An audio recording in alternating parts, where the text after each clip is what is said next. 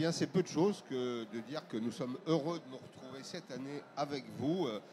Vous qui êtes les parties prenantes de la communauté agricole, ici sur le stand de Sémaé, Village Semence, pour un rendez-vous quotidien jusqu'à la fin de ce salon, jusqu'à vendredi prochain, avec Stop Intox. Stop Intox, vous pouvez nous retrouver sur Twitter, vous pouvez nous retrouver sur les réseaux sociaux, et puis bien sûr suivre en direct cette émission sur le canal Sémaé. La première émission, elle est consacrée au sujet que tout le monde discute. Alors on en discute avec des mots qui sont parfois impropres, mais on parle beaucoup de souveraineté alimentaire. Je vais vous donner pour commencer 2-3 chiffres. La France importe presque 30% de sa viande, 60% de ses fruits, 40% de ses légumes, ce qui fait une moyenne, et Daniel ne dira pas le contraire, je vais vous le présenter dans un petit instant, une moyenne de 50%. La France, ancienne grande puissance agricole, dépend aujourd'hui beaucoup de ses importations. Alors la souveraineté alimentaire, ce n'est pas l'auberge espagnole. Qu'est-ce que c'est? On va essayer de lui donner une définition très rapide.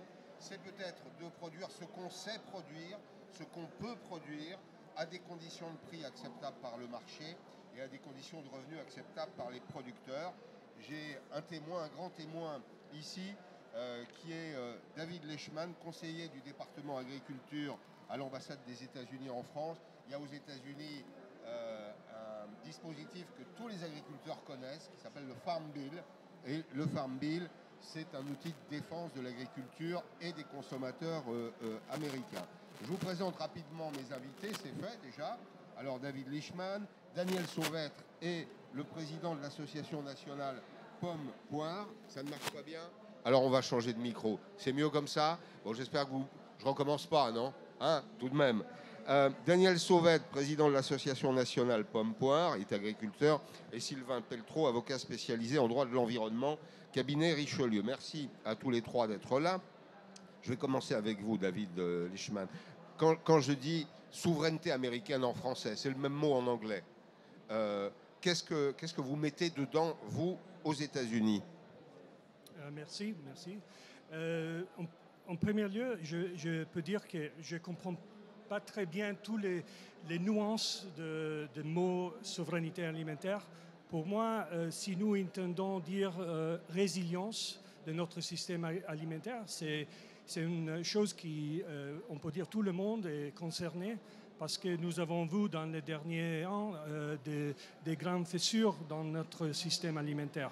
Et donc, nous avons besoin de renforcer notre système et le lien entre le producteur et le consommateur. Mais aux États-Unis, le système du Farm Bill, le soutien, c'est une politique de soutien à l'agriculture et aux agriculteurs, ça se traduit aussi par des food stamps, c'est-à-dire un programme alimentaire qui réserve une partie de la production, c'est une production subventionnée, une partie de la production aux consommateurs, les consommateurs les plus modestes. Oui. Oui, je peux dire que la première tâche de chaque gouvernement est de protéger la population. Et donc, nous sommes vraiment concernés sur la nourriture et la santé de notre population aux États-Unis. Nous sommes engagés à vraiment donner la possibilité de chaque citoyen de manger et manger bien. Oui, c'est ça. C'est quantitatif et qualitatif. On ne produit pas n'importe quoi. C'est clair. Bon, alors, restez avec moi, David. Daniel Sauvêtre, ça fait un peu rêver cette dimension de la souveraineté alimentaire. Moi, quand j'entends David Leishman dire l'agriculture, ça sert d'abord, alors on en pense des portes ouvertes, mais ça sert d'abord à nourrir sa propre population. Moi, je me pose la question, c'est le cas en France? On devrait le supposer, mais on est un peu démenti par la réalité des faits. Aujourd'hui, on voit que certaines préoccupations ont pris le dessus sur cette nécessité. On va le voir peut-être la semaine prochaine quand on va nous annoncer le plan de souveraineté pour les fruits et légumes en France. On va voir qu'il y a quelques dogmes à satisfaire d'abord avant de penser à la souveraineté. Et moi, ce qui m'a frappé dans ce travail-là, c'est que on s'est dit, on s'est tiré des balles dans le pied au fil du temps. Ça nous a conduit dans une situation que vous avez évoquée de devoir importer 50% des fruits et légumes en moyenne. Et pour autant, au moment où on pense souveraineté, on dit qu'il va falloir qu'on réussisse à reprendre un peu de part de marché sans pour autant toucher aux tabous qui nous ont conduits à cette situation. Lesquels, par exemple ? Je vous prends un petit exemple tout récent qui me préoccupe vraiment. Vous savez que je suis producteur de pommes. on a vu il y a quelques jours qu'il y avait des pommes polonaises dans une grande enseigne. On a donc acheté ces pommes et on a fait une analyse pour voir, par préoccupation, pour dire est-ce qu'il y a une vraie différence avec les nôtres. Et donc on s'est aperçu, entre autres, qu'il y avait une matière active qui s'appelle l'acétamipride. Et l'acétamipride, elle est parfaitement homologuée en Europe. Elle est reconduite par l'EFSA jusqu'en 2033 ou 32. Et par contre, elle est parfaitement interdite en France de par la loi, puisqu'on a interdit les néonicotinoïdes et apparentés. Et donc, on est dans cette situation un peu folle d'avoir, moi, la responsabilité d'une association qui a un verger qui risque de disparaître parce que nous ne saurons pas nous protéger contre le puceron cendré. Nos collègues en Europe ont cette capacité à se protéger contre le puceron cendré. Et donc, au fil du temps, on aura de moins en moins de pommes issues des vergers français et des pommes qui viendront d'ailleurs. Et donc, nous serons très satisfaits de consommer des pommes qui n'auraient pas pu être produites en France selon les règles que nous sommes données. On vous dira, laissons la pomme de base aux Polonais et gardons pour nous la pomme haut de gamme. Est-ce que c'est une politique qui tient la route à terme, ça ? Alors, on vient d'être démenti sur ce projet en 2023, 2022 déjà, avec le retour de l'inflation. On a des consommateurs préoccupés par leur pouvoir d'achat qui, malheureusement pour nous, se sont détournés des plus beaux fruits et les plus chers et pour revenir sur une gamme moyenne accessible à leur porte-monnaie. Et donc aujourd'hui, quand on veut être performant dans un pays, il faut s'adresser à tous les consommateurs. Nous n'avons pas un seul segment de consommation à laisser tomber. Nous devons occuper tout l'espace et nous en sommes capables. Mais dire qu'on va pouvoir faire des choses tout à fait exceptionnelles, quel qu'en soit le prix de revient, et avoir de la souveraineté alimentaire, non, ça n'est pas juste. Sylvain Pelletreau, vous êtes avocat au cabinet Richelieu, spécialiste des questions du droit à l'environnement. Est-ce que la préoccupation environnementale dans le droit a pris le dessus sur tout le reste, et notamment les impératifs de production ? Alors, effectivement, c'est une vraie question. C'est toujours la problématique du traitement médiatique et de la place que certains sujets prennent au détriment effectivement de la productivité. Moi, je pense, pour revenir un peu sur la définition de la souveraineté alimentaire, il me semble qu'elle a deux objectifs, et avec un troisième qu'on rajoute, qui est la protection de l'environnement. Mais la première, c'est bien de nourrir les populations. Et la seconde, je pense que c'est aussi un impératif, Daniel ne me démentira pas là-dessus, mais il faut nourrir les agriculteurs eux-mêmes aussi. Donc oui, ça, c'est quand même un point... C'est pourquoi je disais tout à l'heure, la souveraineté, c'est produire au prix du marché en payant le producteur. Il y a une règle simple en économie qui est quand le producteur n'est pas payé, il n'y a plus de production. Absolument, c'est absolument invraisemblable. Et donc du coup, quand on voit aujourd'hui... Allez-y.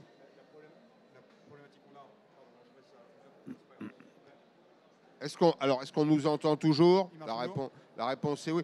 C'est le premier jour. Hein. Oui, le premier jour, c'est toujours des réglages, pardon, hein, de vous avoir invité ce jour-là, mais vous êtes en même temps nos premiers invités. L'essentiel, c'est qu'on puisse nous suivre. Absolument. Et voilà. Donc la difficulté qu'on a aujourd'hui, c'est que quand le producteur n'est pas rémunéré, forcément, on a un risque que les générations d'après ne viennent plus, et on a un risque aussi de faire importer des produits. Et quand on voit par exemple que les producteurs laitiers, il y en a 60% qui sont payés sous le revenu médian. Pardon, oui, ça fonctionne. C'est beaucoup mieux, excusez-moi. Pour ceux qui sont là, parce que l'émission est en direct. Quand on voit effectivement que les producteurs laitiers, par exemple, ont des revenus qui sont en dessous du revenu médian à hauteur de 60% de cette population-là, ça pose des difficultés. Et oui, pour répondre à votre question, on a un vrai sujet aujourd'hui, c'est qu'on a il faut le dire de façon un peu brutale, mais on a une prise en otage d'un certain nombre de sujets. La problématique de l'eau, par exemple, en est tout à fait symptomatique. C'est qu'aujourd'hui, vous faites débarquer 4000 personnes dans les Deux-Sèvres et on arrête tous les projets de stockage en eau. Alors, je caricature évidemment en disant ça, mais aujourd'hui, on a l'impression que c'est la grande industrie agroalimentaire qui va voler toute l'eau des braves gens, ce qui est rigoureusement faux d'un point de vue réglementaire. On fera une émission consacrée à l'eau. En un mot, puisqu'on l'évoque, vous connaissez le principe des nappes phréatiques, David. Il y a en France, dans la définition géographique, 2 nappes phréatiques. Il y en a une qui est en surface, une autre qui est un peu plus profonde. Et on puise en France sur ce qu'on appelle les eaux de débordement. C'est-à-dire quand la nappe phréatique est remplie à un certain niveau qu'on juge conforme, on prend l'eau qui irait se déverser à la mer. Donc, ce n'est pas de l'eau qui est volée. C'est bien de le dire au passage. David, je reviens avec vous parce que je vais prendre un exemple très simple pour illustrer ce que disent Daniel Sauvêtre et Sylvain Pelletreau. Il y a en France, par exemple, des associations de faucheurs volontaires qui rentrent dans les propriétés privées qui viennent faucher les champs parce qu'ils considèrent que la recherche est dangereuse. Est-ce que ça pourrait se produire aux États-Unis ? C'est compliqué. Je trouve que dans le monde de l'agriculture, il y a beaucoup de défis qui sont communs. Aux États-Unis, nous avons le même problème avec la sécheresse, le problème de l'eau, la qualité du sol. Et je partage complètement avec vous l'idée que notre agriculteur doit survivre. Et pour ça, c'est important d'avoir des programmes en place qui vraiment aident notre agriculteur. Et nous sommes dans un monde très, très lié. Il y a un réseau de complexité. En fait, le commerce international, ça aide beaucoup l'agriculteur parce que ça donne un accès à un marché plus large qui peut vraiment augmenter la capacité, le pouvoir d'achat, même pour les producteurs. Et donc, je trouve que nous avons besoin d'une solution locale, mais aussi globale en même temps. C'est pas une Est-ce que vous pouvez bien rapprocher le micro pour que tout le monde vous entende? On a besoin de solutions qui sont adaptées à les conditions locales, mais aussi liées à la réalité globale. Et nous devons avoir un système de partager la recherche, d'avancer sur l'innovation. Juste sur la recherche, je reviens à ma question. Oui. Est-ce qu'aux États-Unis, on peut imaginer, par exemple, que des militants hostiles aux OGM pénètrent dans une propriété privée, détruisent la production sans qu'il y ait une réaction de la justice? Alors, pour moi, c'est une question de formation. Je trouve que beaucoup de monde est intéressé dans l'agriculture. Nous avons beaucoup de monde ici qui vraiment a envie de suivre la problématique de l'agriculture. Mais je me demande combien de ces personnes ont passé une journée sur les champs. Ah non, mais ça, on est d'accord. Les gens qui souvent contestent la science, il s'agit de science, il s'agit de recherche, ne sont pas eux-mêmes des scientifiques. Exactement. Mais ça n'empêche pas les tribunaux, en France en tout cas, de se montrer assez généreux à leur égard. À mon avis, il faut ouvrir un peu les yeux. Juste la semaine dernière, j'ai visité une entreprise française, au nord de Paris, à Nesle, Innovafeed, et ils sont en train de produire de la nourriture animale utilisant les insectes, la protéine des insectes. Oui. C'est une innovation incroyable. Ils ont formé un partenariat avec une grande entreprise américaine, et maintenant ils ont exporté leur technologie à l'étranger. Et ça, c'est un exemple de l'innovation, de la technologie qui peut vraiment changer le monde. Bien sûr. Et de lier les personnes à des solutions.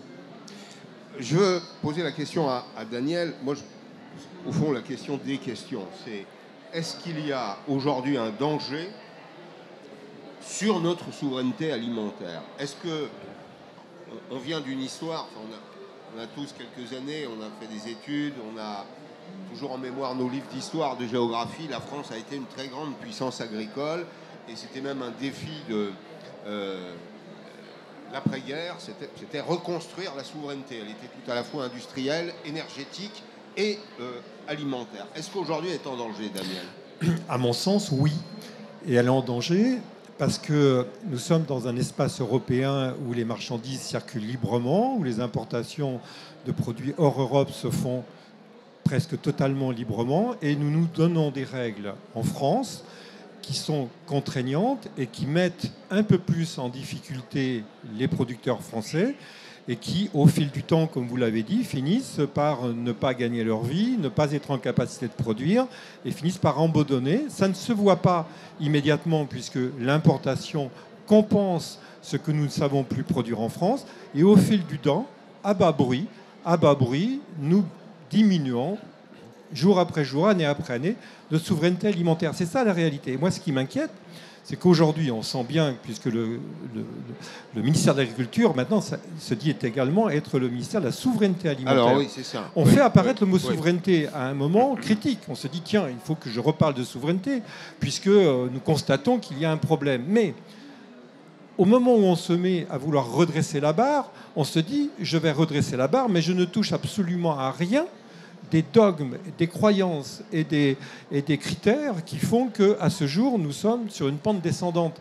Alors qu'il suffirait de lever quelques verrous, de revenir au socle de ce qui régit la production en Europe, pour tout simplement retrouver, puisque nous avons les producteurs tout à fait exceptionnels, nous sommes capables de relever les défis de la compétitivité comme n'importe quel agriculteur en Europe, mais à condition d'un règle équivalente. Pardon. Comment se fait-il que ce discours ne soit pas entendu? Est-ce que votre parole est insuffisante en quantité? Est-ce que vous avez accès aux bons interlocuteurs? Est-ce que ils sont sensibles peut-être à d'autres arguments? Mais comment se fait-il que ces arguments de bon sens ne soient pas pris en compte? Écoutez, moi je fais le parallèle avec un événement tout à fait considérable qui est arrivé en France. C'est qu'aujourd'hui, on a les entreprises qui sont en train de déposer le bilan parce qu'elles ne peuvent pas payer leur facture d'électricité. Et on a vu comment en 20 ans, un discours anti-nucléaire a fini par dire nous baissons les bas sur la production, et on se réveille brutalement en 2022-2023 en disant tiens, c'est idiot, là où on avait la production d'électricité la moins chère, aujourd'hui nous ne pouvons plus nous la payer. Et on voit que le président lui-même prend les choses en main et remet d'actualité un projet d'autonomie en matière de production. Nous avons besoin, en France, c'est comme ça que ça marche, il faut que le président vienne mettre des bottes, vienne dans nos champs, et le jour où il aura compris l'enjeu, je suis sûr qu'il est capable de porter le message. Mais si on n'a pas ce message porté au plus haut niveau de l'État, ça ne marche pas. Mais on a une vision trop naïve de l'agriculture, insuffisamment qualifiée.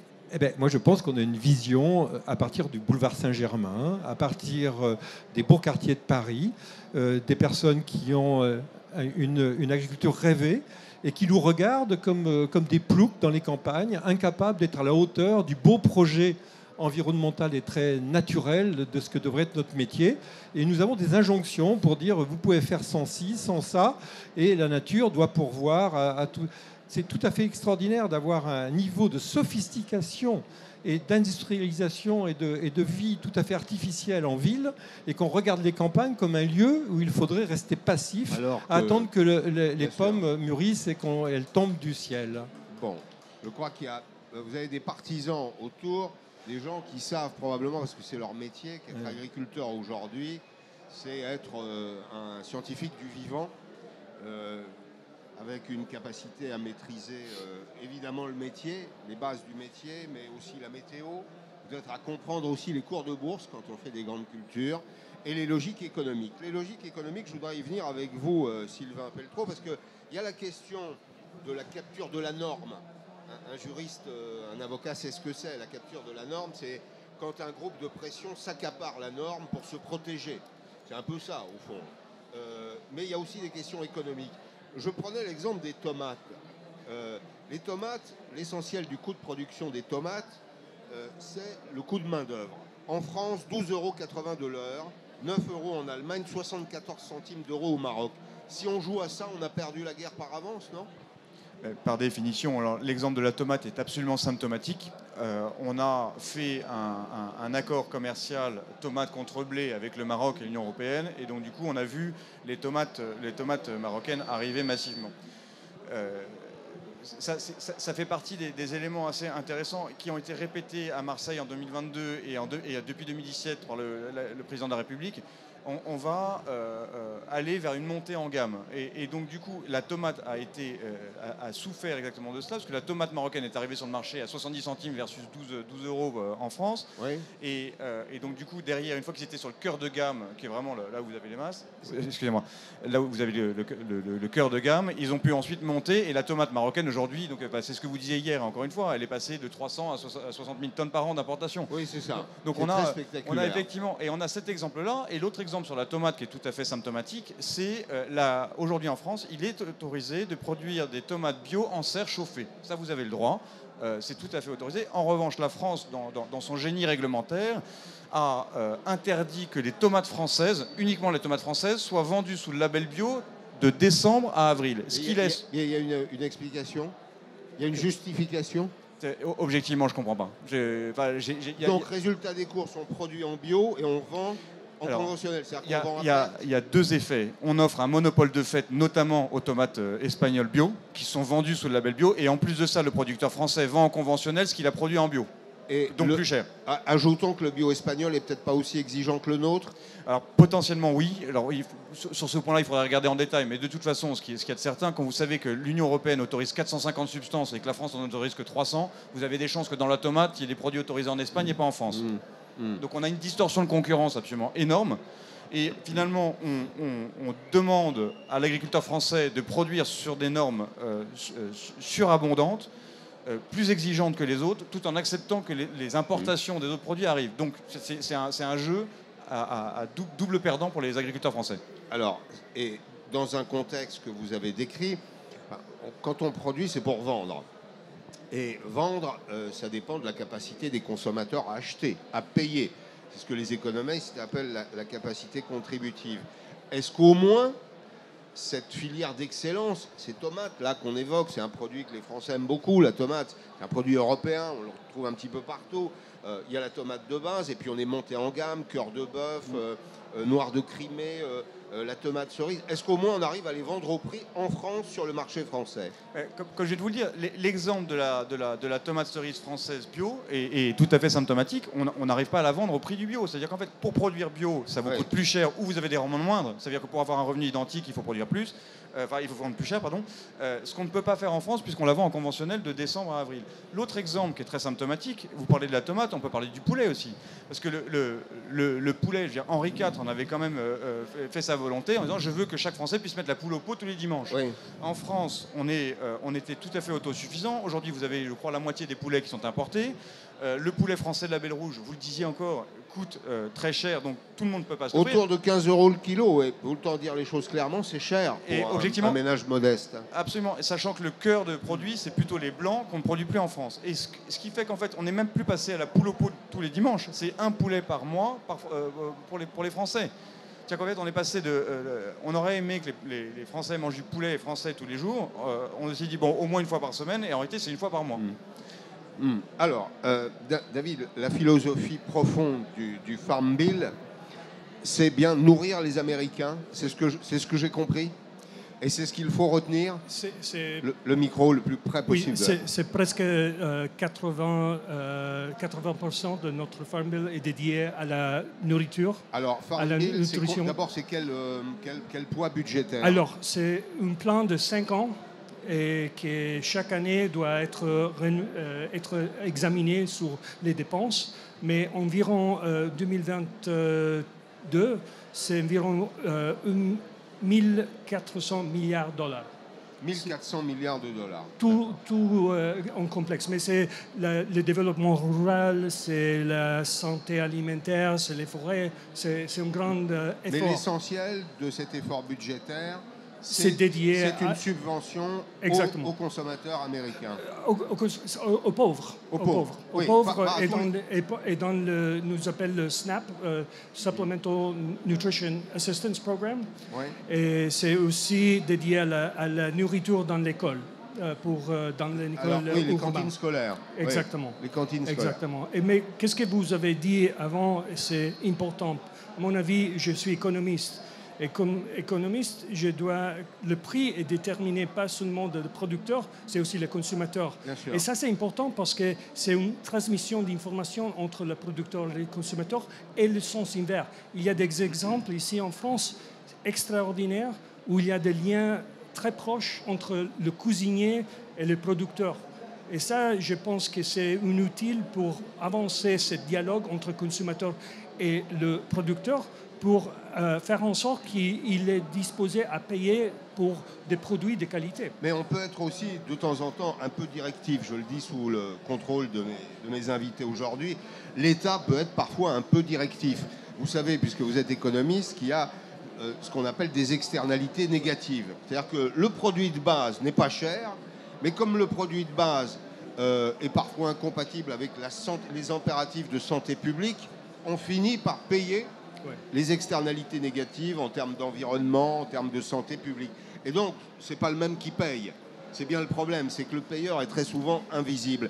Mais vous me donnez l'occasion de poser cette question à Daniel précisément. Les cantines scolaires, vous nous avez dit le Farm Bill, c'est pour les populations modestes aux États-Unis, c'est aussi pour l'alimentation des élèves dans les écoles.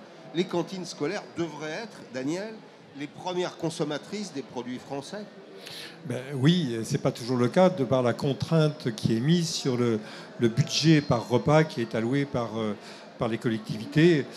En fait, c'est le grand sujet. On a voulu, par la loi Egalim, aller vers cette montée en gamme de ce qui est consommé dans la restauration collective, mais sans faire bouger les budgets. Ce niveau de contrainte limite cette possibilité. Et c'est pour cela qu'on a forcément une proportion de produits importés qui augmente dans la restauration collective, à bas bruit, là encore, parce qu'il y a une traduction en termes de budget.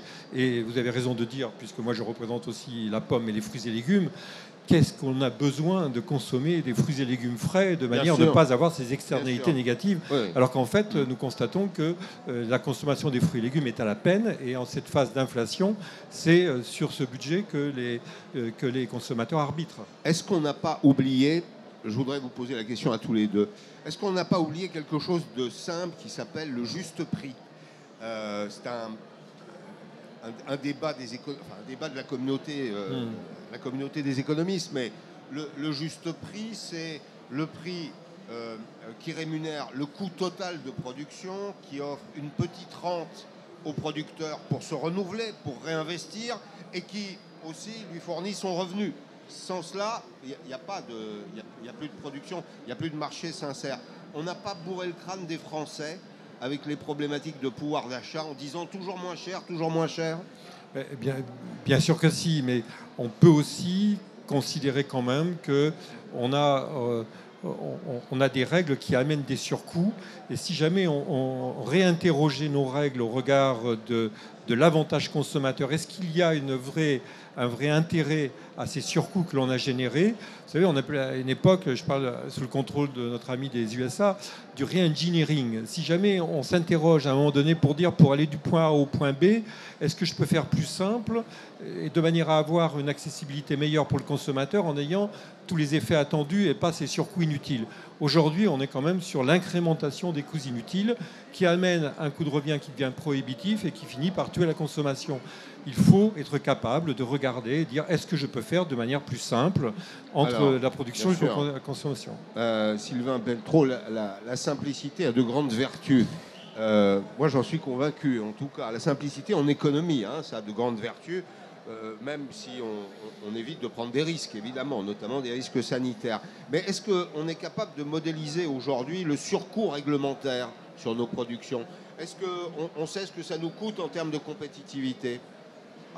De toute façon, on le voit bien. Si vous le prenez sur les intrants, par exemple, les intrants font partie des éléments dont les agriculteurs ont besoin pour faire leur production. Ouais. C'est un coût. Vous le faites rentrer, ça rentre dans votre chiffre d'affaires global, mais au final, vous avez quand même eu un coût pour le faire. Et aujourd'hui, ce qu'on fait en France, c'est qu'on réduit le nombre d'intrants, mais on augmente les taxes. Parce qu'on pourrait se dire à un moment, vous demandez à un agriculteur, il sera le premier à vous dire, mais moi je serais tout à fait ravi d'avoir 0 intrant parce que c'est un coût de moins pour ma production. Bien sûr. Ça paraît idiot à dire, mais il faut quand même le rappeler. C'est-à-dire qu'en fait, c'est un peu le discours. Je lutte un peu en ça contre le discours agriculteur-pollueur. La réalité économique fait que l'agriculteur serait très content de ne pas avoir d'intrants. Donc on lui impose en France de baisser plus ses intrants qu'en Europe, par exemple, mais on lui augmente les taxes, ce qui fait qu'au final, son prix de revient, il est toujours aussi élevé. Donc on a quand même une vraie difficulté. Et si vous voulez, on a un triptyque diabolique en France avec le poids de la réglementation. Enfin, vous parlez de simplification économique et simplification réglementaire, on serait bien inspiré d'en avoir un petit peu. Une fiscalité défavorable et un coût de main-d'œuvre ultra élevé, comme on l'a vu avec les tomates. Alors comparons pas au Maroc, parce que c'est un peu caricatural, objectivement, mais même si c'est une réalité. Mais on prend par rapport à l'Allemagne, on passe de 12 à 9 euros. Oui, les Polonais sont à 4,50. Bien sûr. C'est très significatif. Donc on a très clairement une problématique là-dessus. Et au final, quand les gens ont besoin de se nourrir, ils vont peut-être d'abord penser à leur porte-monnaie avant de penser à la localisation des réglementations. Merci beaucoup. Merci à tous les trois. Il me reste quelques secondes pour dire que, peut-être en termes de conclusion, le maintien de prix français compétitifs, dans certains cas, sur les marchés alimentaires, c'est fait au prix de l'affaiblissement du revenu des agriculteurs. C'est-à-dire qu'il faut trouver, quand on offre un avantage économique à un des agents économiques, il faut le trouver ailleurs. Et donc souvent, ce sont les producteurs qui ont payé pour les consommateurs. Le revenu agricole a tendance à baisser. Et les chiffres que nous avons donnés aujourd'hui sont relativement inquiétants. C'est 29% de la viande qui est importée en France, alors que nous sommes un pays d'élevage, que l'élevage est essentiel pour les zones de montagne, 60% de nos fruits, 40% de nos légumes. Le cheptel en France victime de décapitalisation, c'est-à-dire qu'il y a moins de têtes, et c'est évidemment inquiétant. Les fruits et les légumes, des difficultés pour les producteurs, certains sont parfois au bord du coma économique, et une production maraîchère insuffisante. Voilà comment nous voulions aborder aujourd'hui cette question de la souveraineté alimentaire. Merci de nous avoir suivis pour ce premier Stop Intox du salon. Je vous retrouve avec grande joie demain à 10h05 et je vous souhaite une bonne journée. À demain.